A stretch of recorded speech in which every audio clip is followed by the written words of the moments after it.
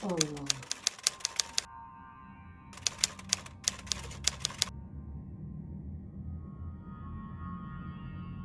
Assalamualaikum warahmatullahi wabarakatuh. Assalamualaikum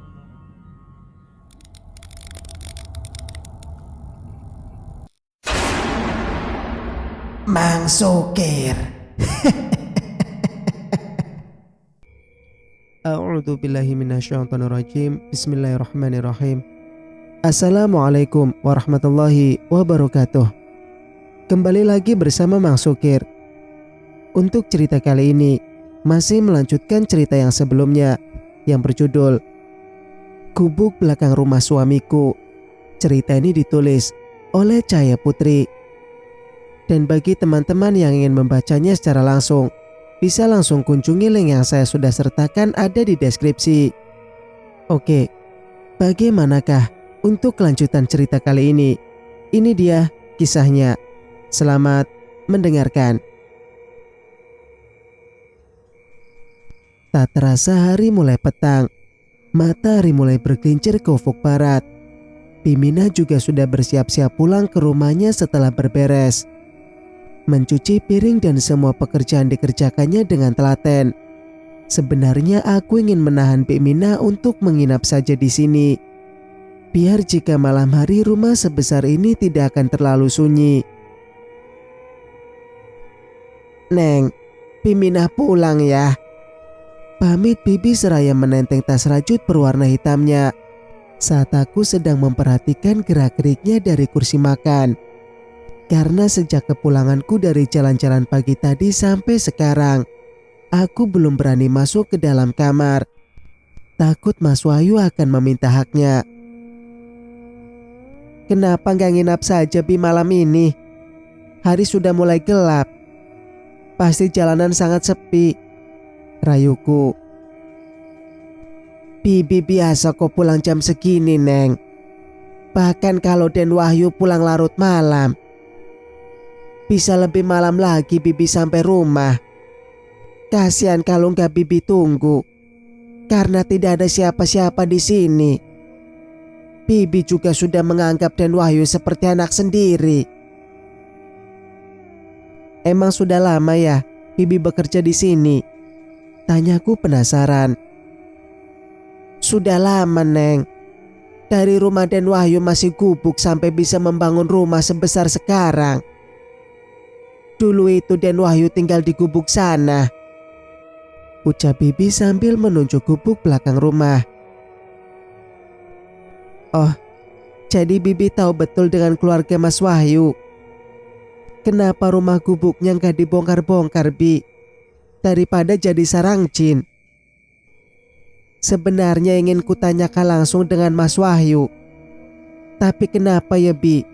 Dia kayaknya sangat tertutup. Kalau sempat nanti main ya ke tempat Bibi, ucap Pimina seperti mengalihkan pembicaraan. Aku mendesah pelan. Jauh nggak dari sini rumahnya, Bi? Pengen deh kapan-kapan main ke sana. Iya, Neng. Pasti senang anak Bibi kedatangan cewek cantik. Bibi bisa aja. Muka kayak gini dibilang cantik. Ya udah, Bibi pamit dulu. Jangan lupa diminum susu yang Bibi buatkan ya. Iya, Bi, terima kasih. Nanti ku minum, soalnya masih panas. Ucapku terkekeh kecil sambil melihat asap yang keluar dari segelas susu. Sama-sama, ucap Pimina sambil berlalu pergi meninggalkanku. Setelah Pimina pergi, hatiku menjadi gundah takut kejadian semalam terulang lagi, walau belum bisa dipastikan bahwa itu nyata. Segera kulangkahkan kaki menuju kamar untuk bersiap-siap sholat maghrib. Namun belum sampai ke belokan menuju kamar, tampak Mas Wahyu berlari terburu-buru seperti hendak mengejar Pimina. Segera kuikuti dari belakang, takut sesuatu hal terjadi. dan bersembunyi di balik tembok pembatas antara ruang tamu dan ruang keluarga.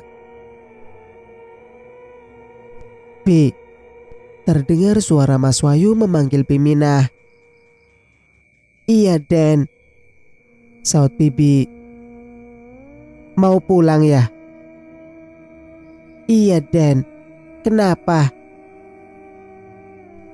"Bi, sekali lagi aku tekankan. Lain kali kalau Ayu menanyakan yang macam-macam, Bibi cukup diam saja. Jika tidak, Bibi tahu sendiri kan bagaimana. Mengerti?" ucap Mas Wahyu seperti mengancam. "Emang kenapa ya kalau aku bertanya macam-macam? Aku kan istrinya," lirihku kecewa. "Mengerti, Den," jawab Bimina seperti ketakutan. "Nih, simpan." Aku pun penasaran. Segera kulihat sekilas apa yang diberikan Mas Wahyu. Terlihat sedang mengeluarkan sekepok uang berwarna merah dari kantongnya.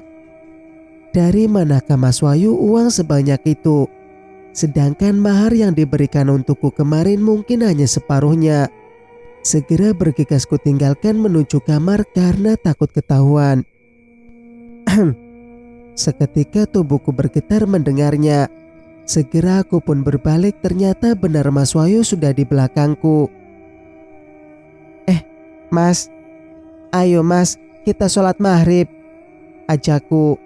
Tanpa mengindahkan ajakanku, Mas Wahyu hanya menatapku dengan sangat tajam, membuatku bergidik ngeri. "Kenapa Mas? Kok begitu menatapnya?" tanyaku. Tiba-tiba terdengar suara ketukan pintu yang cukup keras, membuatku sangat terkejut. "Sekarang cepat buka pintunya. Layani tamu kita dengan baik," perintah Mas Wahyu. "Emang siapa yang datang, Mas?" "Sudah, jangan banyak tanya. Buka saja pintunya. Nanti kamu akan tahu sendiri. Karena setiap malam Jumat Kliwon dia akan datang ke sini." "Setiap malam Jumat Kliwon akan ke sini," ucapku mengulang perkataan Mas Wahyu. Ya Allah, drama apalagi ini?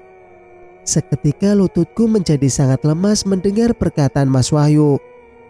Karena setahuku malam Jumat Kliwon identik dengan hal-hal berbau mistis. Lama-lama bisa mati berdiri kalau tinggal di sini. "Tapi Mas, aku belum sholat."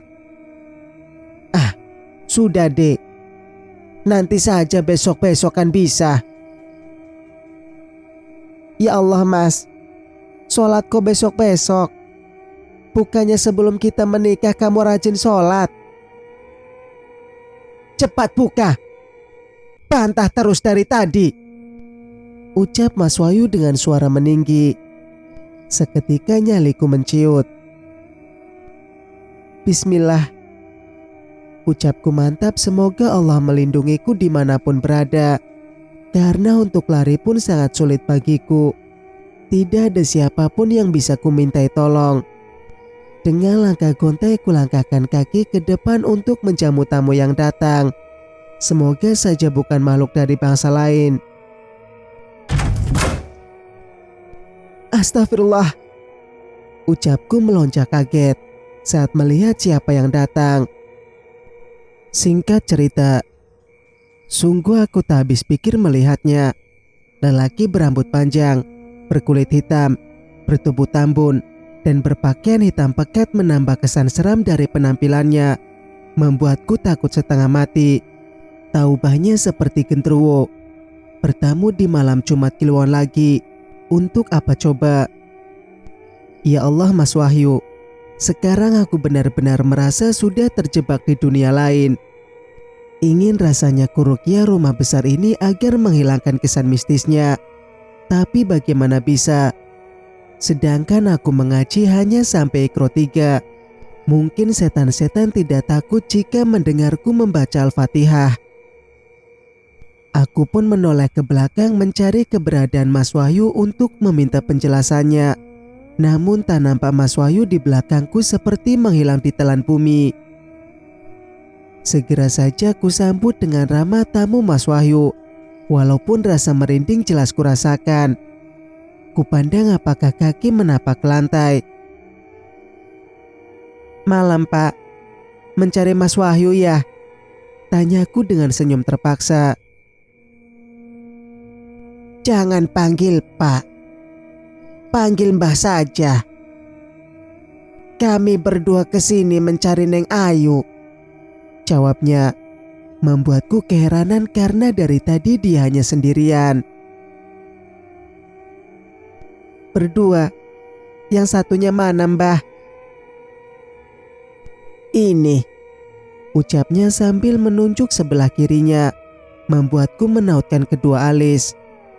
Aku berpikir mungkin sudah kurang waras tamu Mas Wahyu. Ingin rasanya berteriak memanggil Mas Wahyu.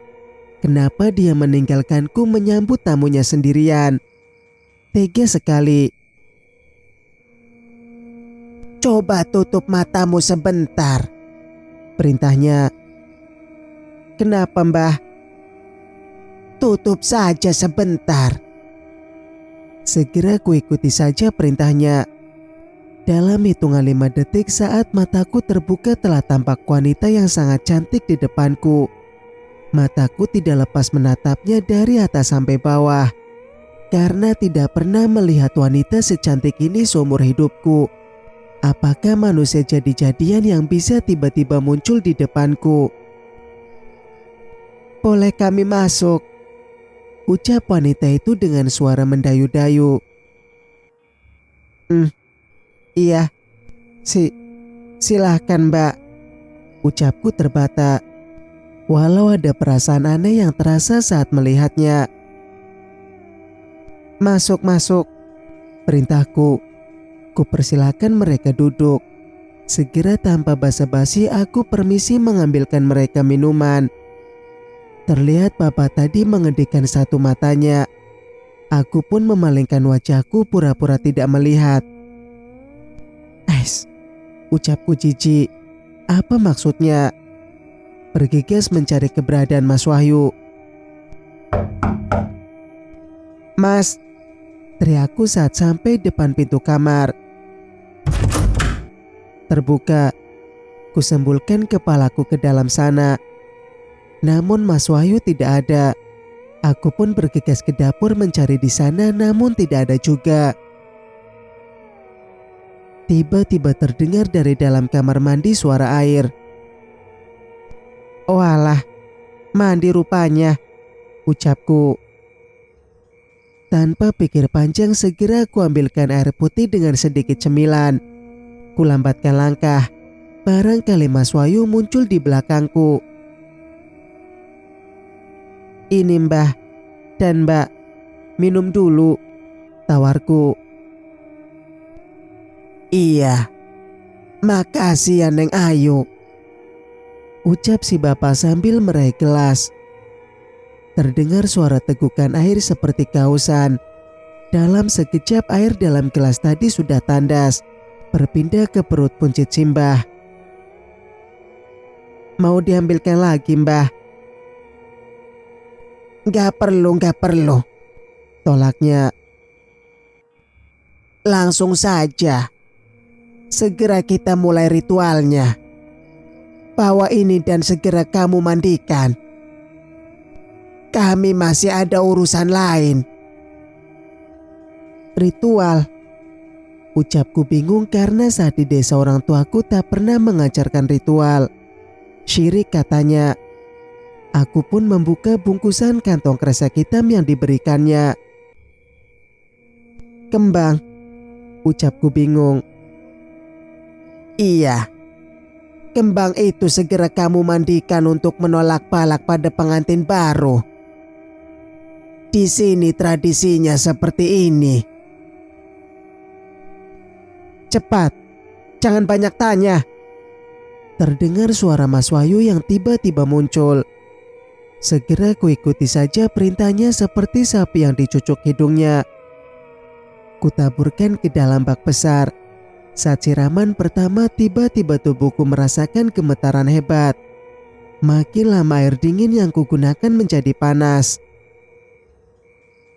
Enakan. Tiba-tiba mulutku tanpa sadar meracau sendiri. Seperti ada yang ikut andil mengendalikan tubuhku. Astagfirullah, ucapku sambil menutup mulut. Segera kusudahi saja ritual yang tidak masuk akal ini. Aku juga merasakan ada sesuatu yang tidak beres. Seperti ada yang memata-mataiku dari tadi. Sudah dimandikan? Tanya Mas Wahyu saat aku keluar dari kamar mandi. Sudah Mas. Tapi kenapa ya Mas? Saat ku mandikan kembang tadi badanku rasanya tidak enak. Sudah, jangan berpikiran yang macam-macam. Masuklah, kamar tamunya sudah pergi. Ucap Mas Wahyu yang sedang asik menyantap makan malam tanpa menawariku. Nanti Mas. Ayu lapar dari tadi belum makan. Ucapku seraya mengambil piring. Singkat cerita, kupandangi langit-langit kamar, ada beberapa sarang laba-laba di sana. Tiba-tiba terlintas ide untuk meletakkan kamera ponselku di dapur. Karena aku merasa curiga dengan semua tingkah Mas Wahyu. Kulirik Mas Wahyu sudah tidur. Terdengar dengkuran halusnya. Bergegas dengan langkah mencincit, aku keluar kamar sambil menyelipkan ponsel di belakangku. Namun aku terkejut saat terdengar gemericik air dari dalam kamar mandi. Karena tadi melihat Mas Wahyu ada di dalam kamar. Dengan rasa penasaran, hening, seperti tidak ada air yang terjatuh atau apapun. Namun tak kuhiraukan lagi. Bergegas aku ke dapur. Kuklik kameranya, segera kuletakkan bersandar di dinding dekat kompor. Beres, bisikku. Apanya yang beres? Jangan macam-macam kau di sini. Tiba-tiba muncul suara di belakangku. Dek, serasa berhenti aliran darahku mendengar bisikan itu. Untuk berjalan pun seperti tidak mampu lagi. A'udzubillahi minasyaitonirrajim. Ya Allah, tiada daya dan upaya, hanya Engkau yang mampu menolongku. Kulihat ke belakang, penampakan yang sangat menyeramkan. Badan tinggi besar, gigi taring, hidung panjang, dan mata merah menyala menatap tajam ke arahku. Ya Allah, ya Allah, ya Allah. Hanya itu yang mampu kuucapkan sekarang. Tiba-tiba pandanganku gelap. Seketika badanku pun limbung. Singkat cerita, samar-samar terdengar suara Mas Wahyu memanggil namaku. Dek Ayu, Dek Ayu, Dek Ayu. Seketika mataku membuka lebar. Kulihat Mas Wahyu memandangi wajahku sangat dekat dan kepalaku berada di pangkuan pahanya. Kenapa Dek? Pingsan lagi? Pingsan lagi?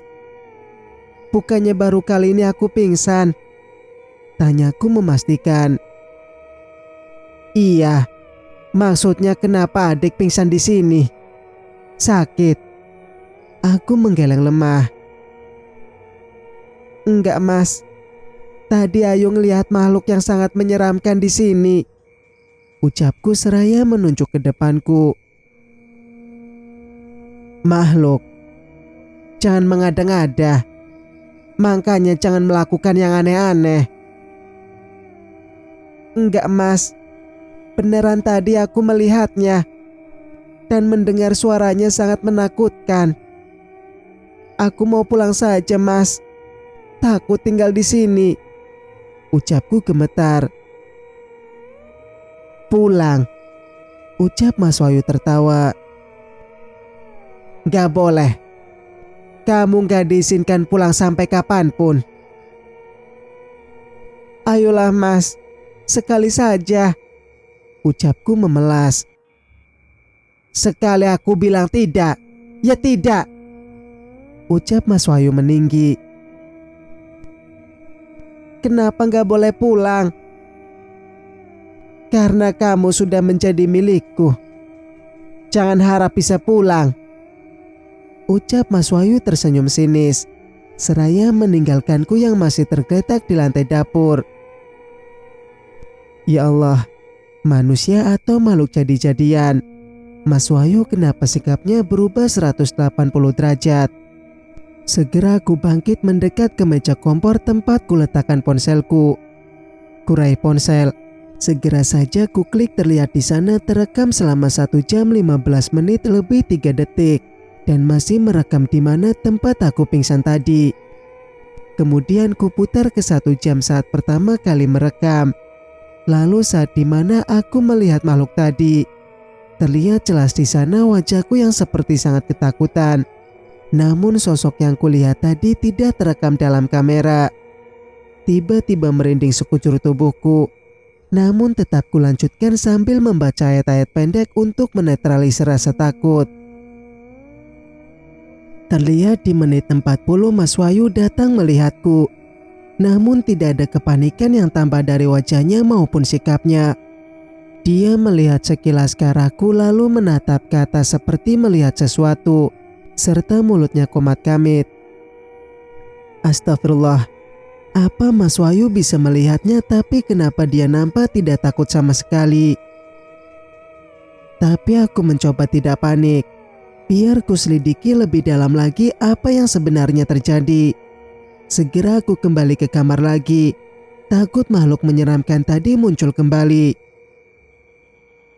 Singkat cerita, sayup-sayup terdengar suara azan berkumandang. Mataku pun membuka sempurna. Walaupun suara azannya sangat kecil, untungnya masih bisa membangunkanku sholat. Mengingat rumah ini mungkin beberapa kilometer dari masjid. Kulirik sekilas tempat Mas Wahyu berbaring. Terlihat masih tertidur sangat pulas.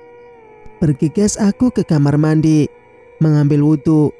Saat siraman pertama terasa airnya sangat menusuk-nusuk tulang, membuatku sedikit menggigil. Tetap Mas Wahyu masih dengan posisi seperti saat kutinggalkan, tanpa bergeming sedikit pun. Segera kuhampiri lemari mencari-cari mukena yang kugantungkan di sana. Namun tidak dapat kutemukan. Kemana? Kok hilang? Bisikku. Tanpa pikir panjang lagi, kuambil saja jilbabku yang cukup panjang dan rokku yang agak lebar dan panjang. Setelah salam kulanjutkan dengan tadarus Al-Quran walau masih terbata-bata.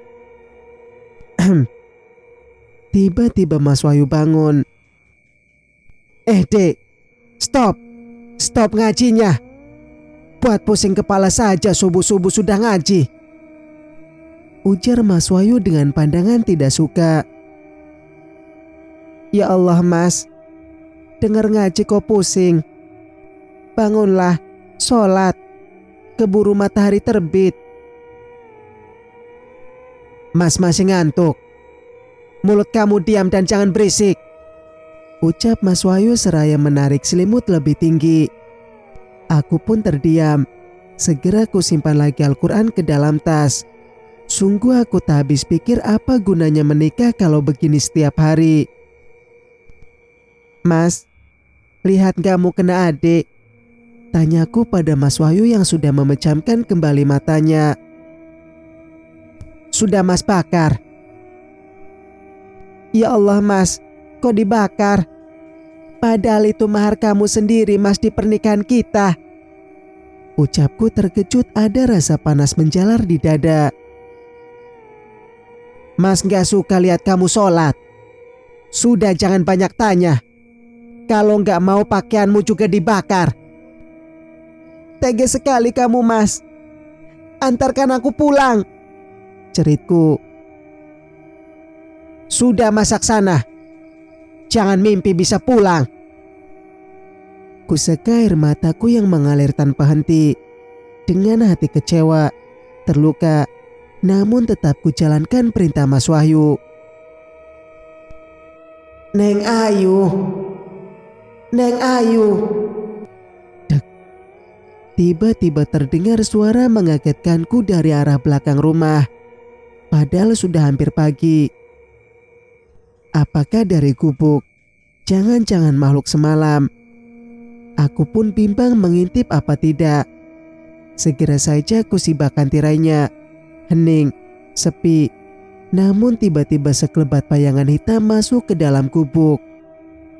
Tiba-tiba terasa angin menerpa indera pendengaranku. Tengkuk leherku terasa berat, merinding luar biasa, badan terasa sangat lemas. Tiba-tiba mulutku tertawa sendiri, ngomong sendiri, namun aku masih sadar apa yang terjadi. Ya Allah, aku sangat takut. Sudah masaknya? Kenapa ketawa? Tanya Mas Wahyu membuatku sangat kaget. Ku tarik nafas dalam-dalam, menyembunyikan rasa takut. Sudah, makanlah Mas, ucapku sambil menunduk tanpa berani menatap. Segera ku tinggalkan saja Mas Wahyu ke dalam kamar, tanpa menemani makan. Singkat cerita, tepat pukul 8 Bimina datang, membawa anaknya yang masih kecil, mungkin umur 8 tahun. Namun pakaian anaknya membuatku sangat prihatin, bolong di mana-mana. Kok anak gak diurus? Lirihku.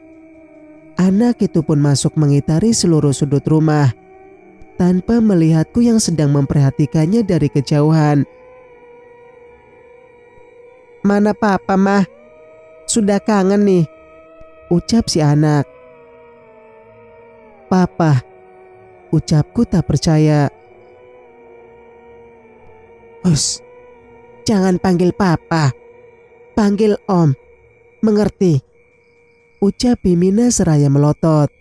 Terlihat anak itu hanya menunduk seperti ketakutan. Singkat cerita, tepat pukul 15, Mas Wahyu pulang ke rumah. Terdengar bunyi deru mobil memasuki halaman rumah. Segera saja aku bangkit dengan rasa malas karena sudah seharian tidak ada yang kukerjakan. Berjalan dengan sempoyongan, aku mengintip dari lubang kecil. Anak kunci pintu kamar. Aku mengintip dari lubang kecil anak kunci pintu kamar. Apakah ada sebuah kejadian mencurigakan lagi yang akan terjadi? Benar dugaanku. Terlihat anak tersebut muncul dari ruang dapur dengan senyum mengembang dari wajahnya. Mas Wahyu menghampirinya menyodorkan punggung tangannya. Segera anak itu menyalami Mas Wahyu dengan sangat hikmat seperti sudah lama tidak berjumpa. Sambil dielus Mas Wahyu pucuk kepalanya. Begitu sepele namun sangat membuatku curiga. Mana mamamu? Tanya Mas Wahyu. Walaupun terdengar begitu pelan, aku cukup jelas menangkap pembicaraan mereka dari jarak 10 meter ini. Ada Pak, baru saja ke gubuk belakang, ucap si anak seraya menunjuk arah belakang rumah. Hus, jangan panggil papa. Kalau di sini panggil om, mengerti? Iya om, jawab si anak sambil mengangkat tangannya. Ayo ke sana, ajak Mas Wahyu seraya menggandeng tangannya. Nampak Mas Wahyu bukan menghampiri kamar, tapi langsung mengarah ke dapur bersama si anak sambil bergandengan tangan. Apa-apaan coba? Aku pun menjadi sangat curiga kalau itu anaknya. Dalam beberapa detik mereka sudah menghilang. Segera saja tanpa menimbulkan bunyi apapun aku keluar dari kamar bercat putih besar ini. Kuikuti dari belakang dengan sangat hati-hati, biar tidak ketahuan. Bisa panjang urusan kalau ketahuan.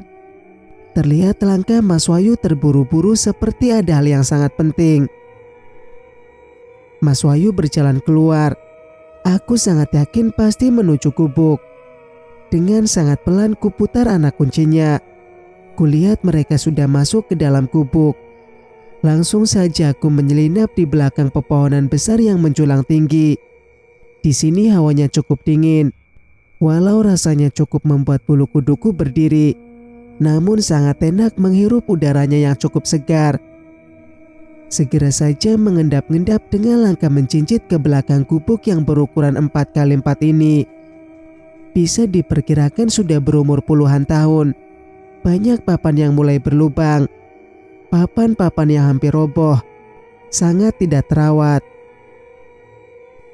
Aku menyelinap ke belakang berjongkok mengintip melalui celah-celah lubang-lubang kecil. Sungguh sangat berbanding terbalik dengan pemikiranku. Suasana di dalam sangat bersih. Ada ranjang yang sangat indah seperti tempat tidur para raja. Dengan beberapa hiasan dinding. Kupindahi netraku mencari keberadaan Mas Wahyu. Terlihat Mas Wahyu membelakangiku. Namun aku sungguh-sungguh sangat terkejut saat berbalik melihat wajahnya menjadi terlihat lebih tua. Berbanding 180 derajat. Membuatku teringat kejadian beberapa hari kemarin. Sangat mirip dengan yang kulihat malam kemarin. Menjadi lebih tua. Apa Mas Wahyu memasang susuk? Kejadian tak terduga terjadi. Mereka seperti pasangan kekasih yang dimabuk asmara. Bercumbu di dalam gubuk di atas ranjang. Apa mungkin Bimina istri pertamanya? Astagfirullah. Ucapku seraya mengelus dada. Aku benar-benar merasa sangat tertipu. Terus apa tujuannya menikahiku?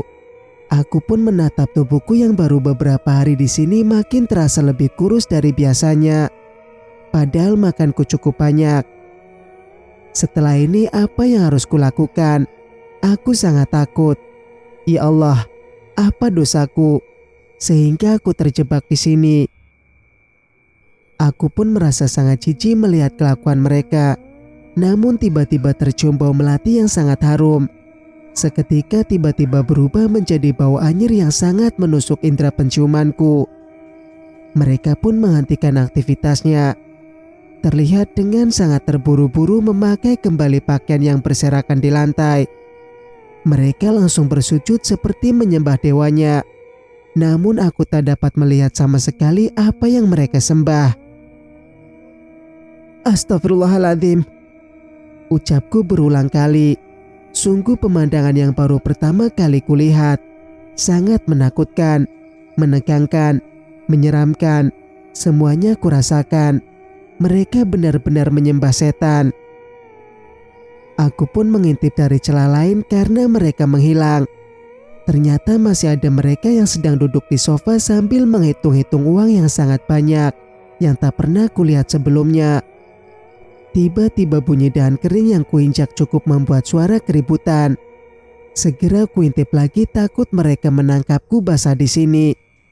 Namun aku sangat terkejut tiba-tiba muncul makhluk menyeramkan semalam yang kulihat sedang menyeringai memandang ke arah tempatku mengintip. Refleks, tiba-tiba badanku terjungkal ke belakang karena ketakutan yang luar biasa. Bergegas berlari. A'udzubillahi minasyaitonirrajim. Dengan suara gemetar tetap kubaca surat-surat pendek yang kuhafal. Walau badan terasa limbung tetap kupaksa berlari. Ku coba melawan rasa takutku namun gagal. Ayo. Dek. Tiba-tiba jantungku terasa melompat-lompat dengan sangat kuat. Dengar suara Mas Wahyu memanggilku yang hampir sampai di depan pintu. Namun ku hentikan langkahku agar mereka tidak curiga apa yang barusan kulakukan. Bersambung. Nantikan kelanjutan ceritanya di video berikutnya. Wassalamualaikum warahmatullahi wabarakatuh.